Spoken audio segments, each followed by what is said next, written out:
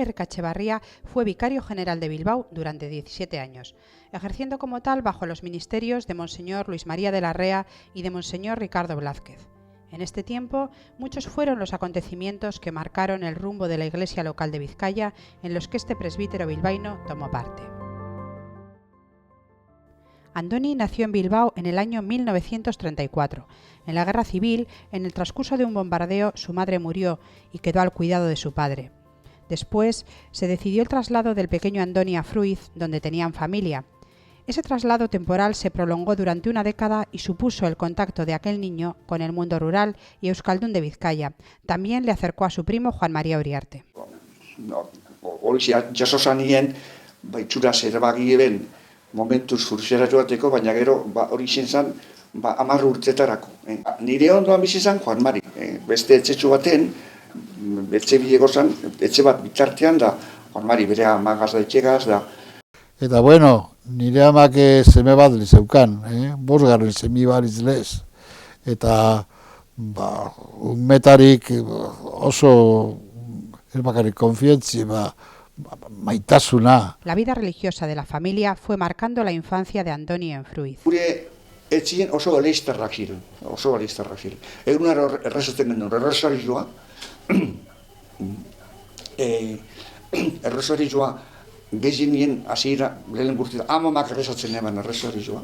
Eta gero erizkizunetara, katekezizera, mesatara, hori. Gero, orduko denporatako prozesioak eta bar, bai. Bueno, familia eleiztarra, herrizebe eleiztarra, eta, bueno, hor bizi zintzen, giro horretan bizi zintzen, gure umear bat. Con 10 años, Andoni vuelve a Bilbao. Es el tiempo de su etapa en el Colegio Escolapios de la capital vizcaína, en la que todavía compartía vida en Fruiz. Al acabar en el colegio en la década de los 50 pasa a la Aneja. Andoni es ya un joven que vive esta etapa como un tiempo de asentamiento en Bilbao. Es un tiempo importante para él. Allí descubre unos movimientos eclesiales, sindicales, políticos y, acabados sus estudios de intendente mercantil, surgirá también su vocación a la vida presbiteral. Hor sartu nintzen dira, bertakotzen hasi nintzen, bertako jente ezagutzen da. Hanegoan, eleixia,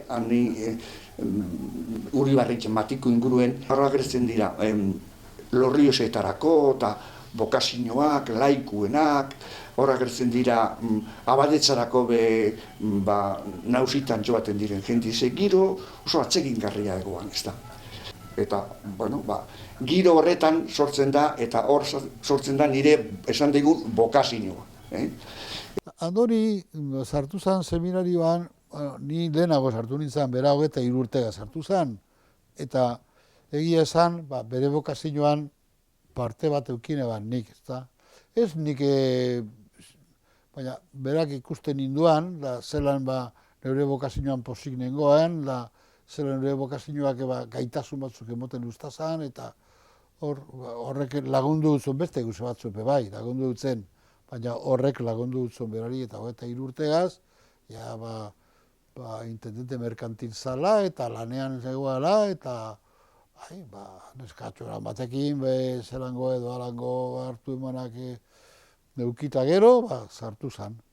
El joven Andoni ingresa en el seminario de Derio en régimen de internado, una experiencia dura pero que favoreció el establecimiento de amistades para toda la vida. Internaduen bizitzi ere oso beste modu bateko bizitzi izin zen, alde batetik gogorra, beste batetik lagunak eta egiteko beti alkarregaz bizi da. Finalizado su tiempo como seminarista y ordenado presbítero en la parroquia de San Fernando de Bilbao en el año 1964, Andoni continuará en Derio como prefecto, director espiritual y rector del seminario menor hasta el año 1980.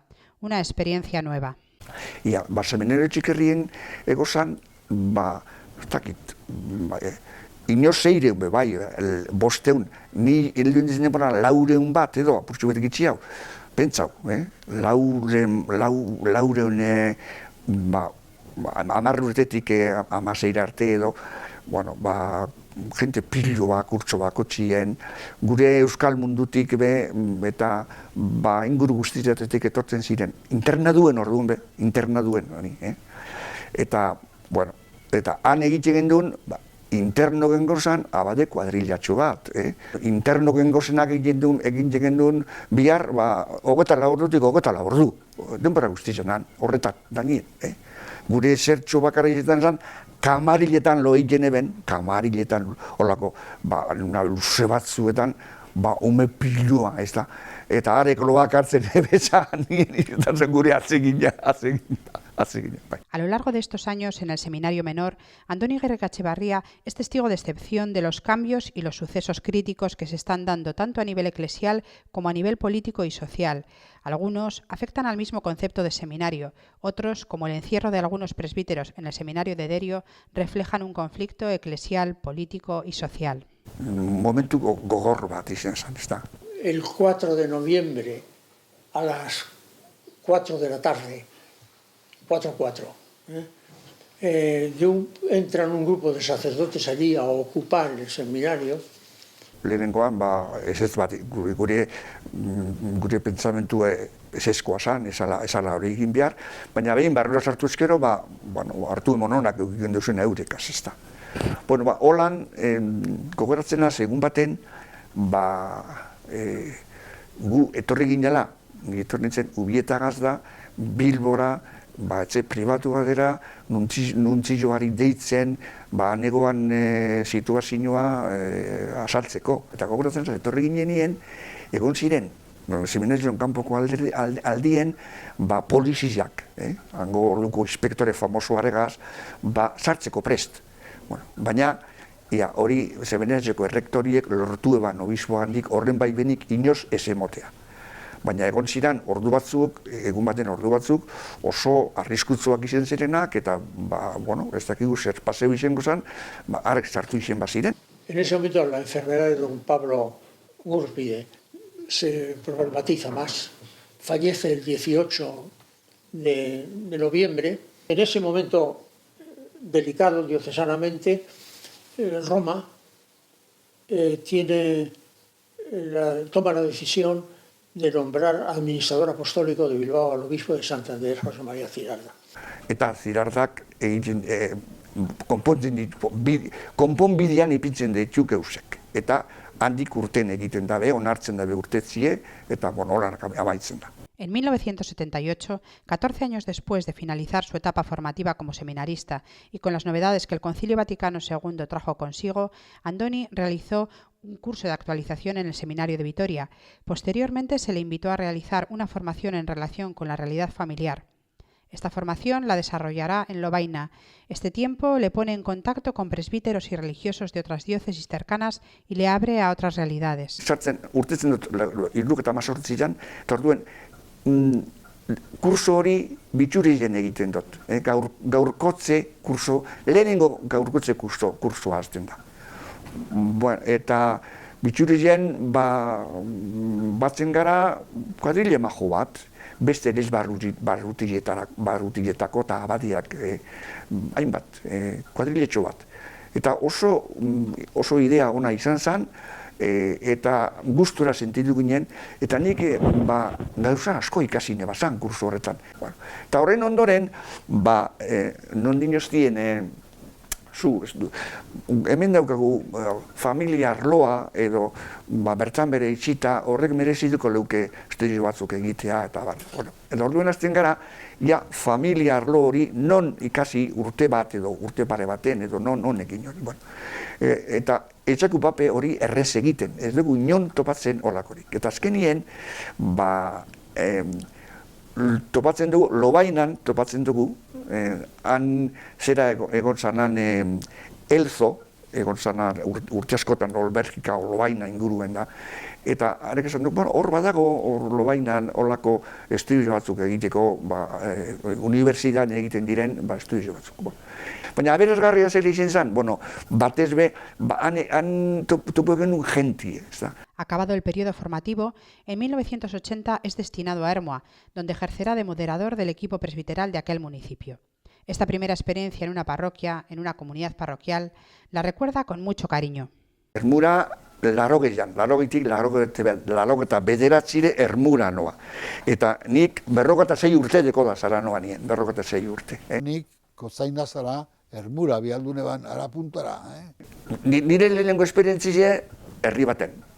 Seminari joan egonaz, seminario txekerrien egonaz, bueno, eta oin parroki batera.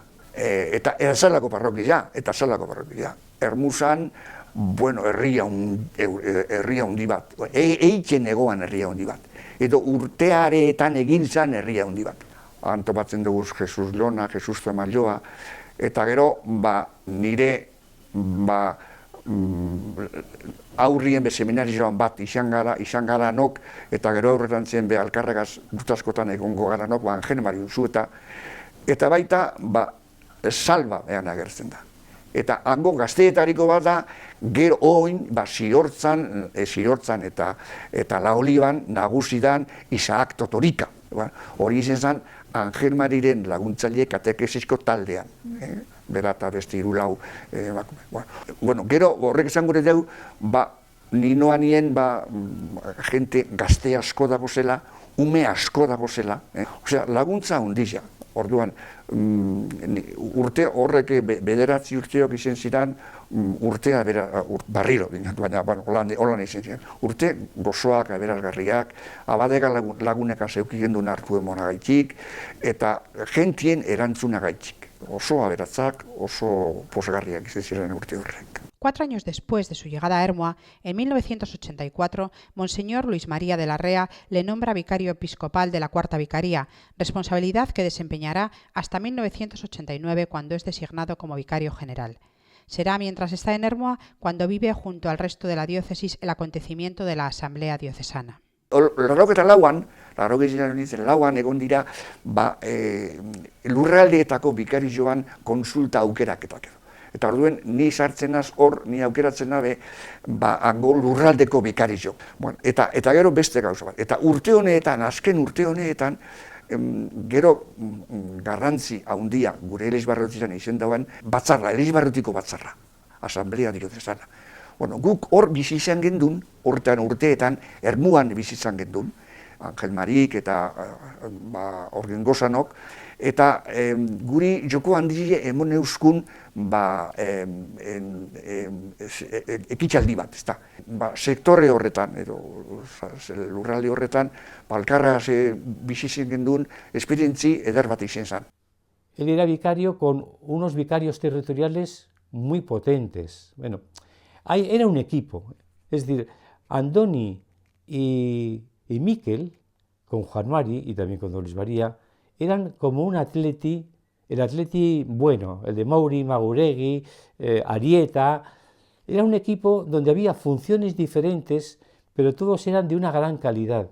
Y esa suma de calidades hizo que la diócesis viviera el momento de la Asamblea Diocesana, que fue un hito en la Iglesia de España, bueno, no solo en la Iglesia de Euskal Herria, sino en la Iglesia de España, fue un hito, y ahí estuvo también Andoni. Comienza en 1989 su etapa como vicario general. Supone el paso de una mirada local a otra general, más amplia. Comparte su tarea con Miquel Sáez de Cabezón, siendo Andoni el encargado de la parte pastoral. Cuando a los 5 años dejó de vicario ya por tiempo Carmelo Echenagusía. Y entonces había que nombrar vicario general, y salió Andoni. Neu orduntxe inkorporeuta bikario nagusi moduan, geusek enebasan ikusten beste egon nintzen lekuetatik baino, eta hori beste neurri bateko karru esan. Andoni venía de Ermua, donde había sido un párroco potente, un párroco de equipo. Y aquí fue, pues, no digo un párroco, pero fue un hombre que yo iba a decir, y perdonadme la expresión, que se olvidaba de los galones. Luego, los vicarios había uno más pastoral y otro más de curia y eso. Entonces, Miquel era más serio, más así, y nosotros le dijimos a Miquel que sea de pastoral. Los vicarios dijimos allí en la reunión, que sea Andoni, que es más amable que tú eres más... Entonces, Andoni pasó a ser vicario general. Es un tiempo de mucha tarea de construcción. Consejo Diocesano de Pastoral, sectores pastorales, primer plan diocesano de evangelización, etc. Lehenengo urtiak izan ziren oso aberatzak, horrek urte garrantzitsuak izan ziren, eleizbarruti mailan. Fue la creación de los consejos pastorales. En muy pocos sitios había consejos pastorales. Bueno, se hizo el Consejo de Pastoral Diocesano, que no había en nuestro tiempo. Se hizo el Consejo Pastoral Diocesano. Había Consejo Presbiterio, pero no diocesano. Se hizo el primer plan de evangelización, que fue empeñarse en el compromiso transformador. Fue también muy importante aquello. Plan honek zera hundizek emone basan, aurrera pidea hundiak, jentie parte hartu eban, ilusio handiz, lehenengo plana zan, esaten zan, kontziliotik eta asamblea, eleizbarretiko asamblea batik urtetzen zan lehenengo plana zala, interesa handi zertu zan. Eta benetan izan zan entzutea handiko lehenengo plana. En 1991, ordenado Monseñor Uriarte obispo de Zamora y con Monseñor Larrea cada vez más enfermo, se da una etapa complicada en la que Andoni Gerrika Etxebarria y el equipo de vicarios deben asumir mayor responsabilidad en el rumbo diocesano. Orduan horrek dire, urterik gatzenak edo latzenak, Andoni Maria gehixoak hartuta dago, apurka gehiago eta gehiago, eta azkeneko urte bizitan edo, berak etxeratute dago, eta ez dau berak gotzai moduan gauzarik egiten. Da orduan, Mikel eta Andoni eurek eraman zuen pisue. Eurek eraman zuen urtetan, beste obispo berri etorri arte eta obispo berri etortza izan zen, 85. Don Ricardo etorri zana. Así que bitarten eurek izan zien hemen aurrera gauzera mantzuen, pisu handikin. Yo creo que ahí había un tándem, Mikel, Andoni. Dos personalidades fuertes, diferentes, complementarias, y que fueron capaces de llevar una diócesis con un obispo como estaba, como don Luis María, que estaba muy mal. Nik uste eurek bik lan eintzuela, esaten dan bezala, como un solo hombre, kaso hontan ondo dijoa, como un solo hombre. Eurek bik oso bat eiten zuen. El episcopado de Monseñor Blázquez supone la segunda y más prolongada parte del tiempo de Andoni como vicario general. Es un tiempo no exento de dificultades desde el mismo momento del nombramiento de Monseñor Ricardo Blázquez como obispo de Bilbao. Bere etorreri esan erreza izan, baina gero apurka gauzak baretuten eta egokitzen joan ziren. Bueno, guk Don Luis Marian, esan deigun, Don Luis Marian, ni bikarion nausina zen denporan, bizidogun itxaropena eta eleizaren aurrera begira daukan zeregina, kontziliotik atarata, uste dugu gero hori moztu egiten dela apur bat. Horan hartzen da behin beste Don Ricardo etorreria ona. Bera entzuteko gizona zan, otoitz gizona zan, gizon ona zan, eta abar. Eta guretzako esperientzi barri bat izan zan.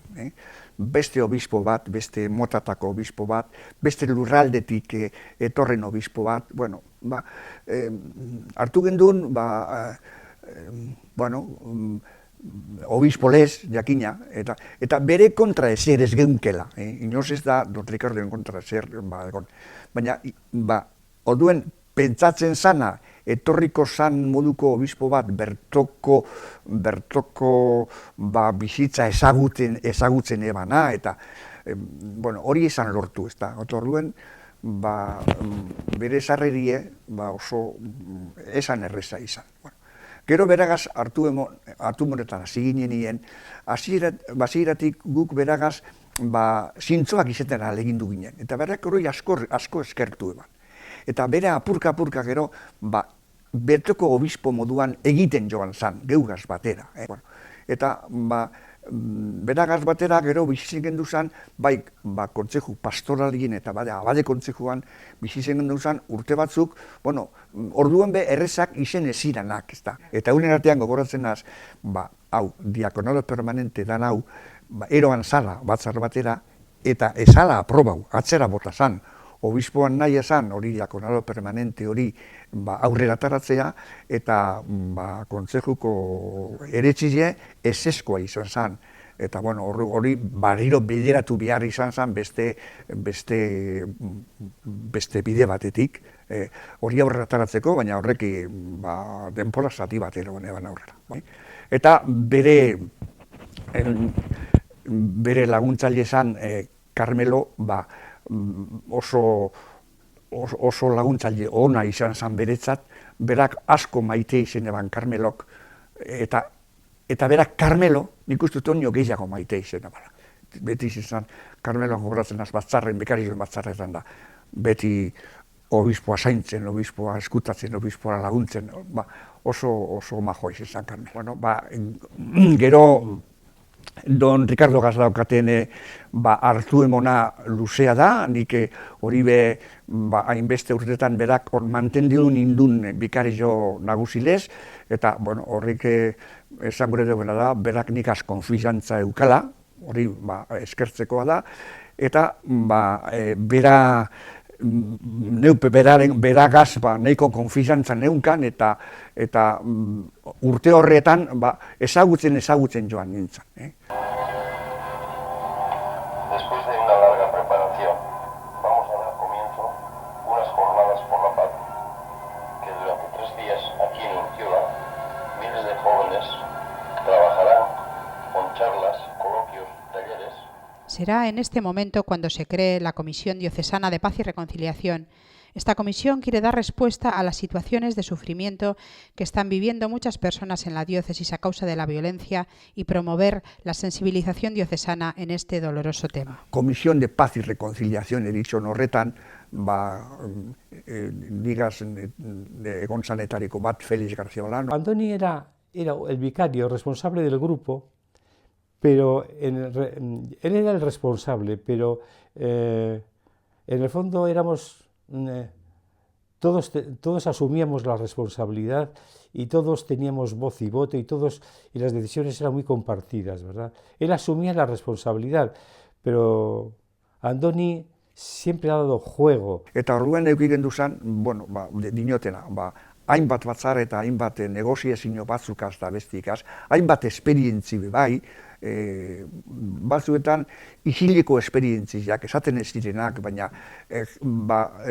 sufritzen ebenekaz eukiken genduzan hartu emonak. Eta gero, horretan biharreiken eben taldiekaz, ez da. Pues hemos visitado a los padres de un asesinado, hemos acompañado a una familia de un detenido de ETA que lo estaba pasando muy mal porque había sospechas de que igual estaban torturando, lo que fuera. Y esas cosas se hicieron, pero se hacían un poco sotoboche por respetar la dignidad de las personas. Y yo creo que fue un buen responsable de ese grupo de trabajo. Finalizada su tarea como vicario general, a los 72 años, Monseñor Blázquez le nombra director del Secretariado del Clero, responsabilidad que desempeña hasta 2014. Hoy sigue atento a la realidad eclesial y a la atención de los presbíteros más mayores. Azken batean 2006an nik bikario nagusi izateari itxi egiten deutzat, eta beste gazteago eta indartzuago diren beste abade lagun batzuk agertzen dire hor, eta ni abadien arduradun gelditzen da, zabaren departamentuko arduradun, Servicio Vicarial del Clero deitzen gentzon orduan, ez da. Eta azkenek urtikek horretan emondo da, 2006-tik 2014 Eta, horretan atsegin garri bat egin dut, lan gustuko bat egin dut. Mi viaje con Andoni empezó hace 11 años, cuando me propusieron trabajar con él en Servicio Vicarial del Clero.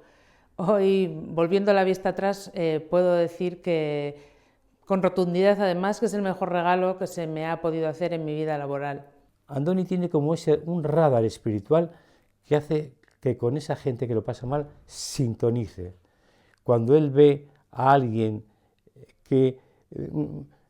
Yo lo he visto en algunas residencias, con qué respeto, con qué cariño, con qué cercanía trata a la gente, como si fuera, como que es, lo más importante que tiene entre manos. Y eso es admirable. Me ha enseñado a implicarme y a trabajar con el corazón, a ser eficaz y utilizar mucho, mucho, mucho el corazón. Me gusta mucho verte muy al estilo de Jesús de Nazaret, especialmente cuidadoso de la fragilidad humana, tantas veces presente entre tus propios compañeros presbíteros. Trabajar en servicio vicarial del clero con Andoni es trabajar con personas, es meterte en sus vidas, es ayudarles, es darles soluciones, y en eso Andoni puedo decir que es el mejor.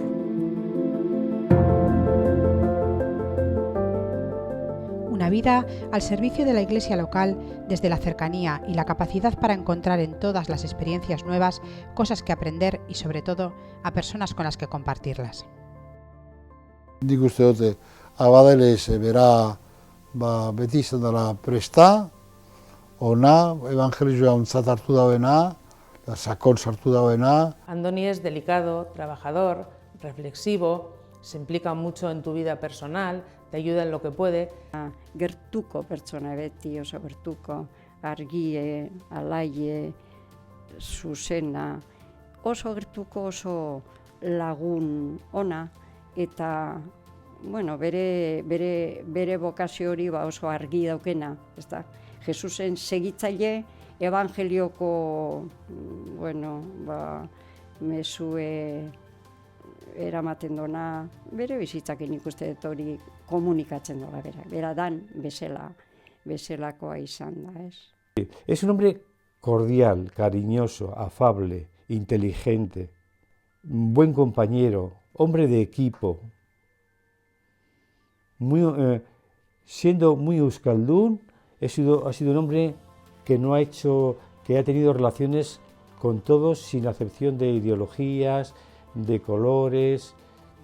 Es un gran hombre que ha estado siempre en una especie de segunda línea, pese a que su trabajo era de primera línea. Kontzilioko abade eta eleiztar.